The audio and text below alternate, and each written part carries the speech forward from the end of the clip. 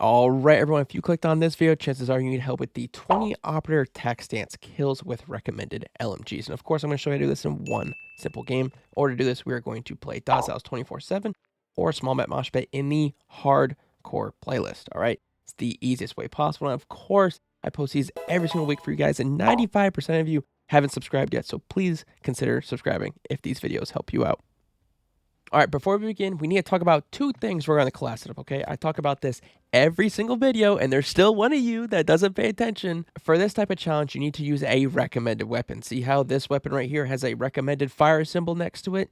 The gun that you use must have that on it, okay? So you can either use the TAC, the Bruin, the TAC right here, or the Rail MG. You cannot use a weapon, an LMG, that does not have the fire symbol, okay?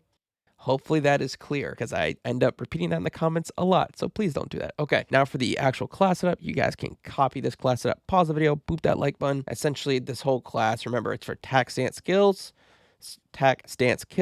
So I'm going to try and increase tac stance accuracy, as you see with one of these attachments here. So it's just improving accuracy, handling, etc. Secondary doesn't matter, tactical doesn't matter, field upgrade. You could swap in a deployable cover if you want to. That's up to you. Rest of this, gloves don't really matter. Stalker boots I do recommend because increased strafe and ADS movement speed. I think that's great. And then the gear is completely up to you, whatever the situation is in your game is. Excuse me. All right, let's get into it.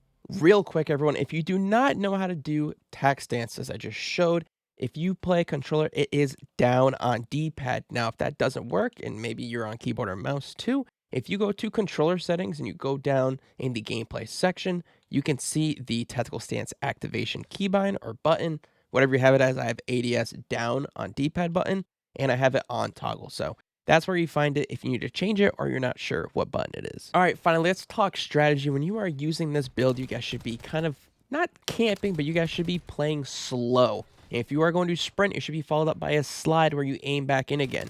Try and get behind enemy lines on DOS House as I do here. I get really lucky. I get 7 kills there, which is kind of absurd, but see how I'm playing slow? I'm using the head glitches to my advantage.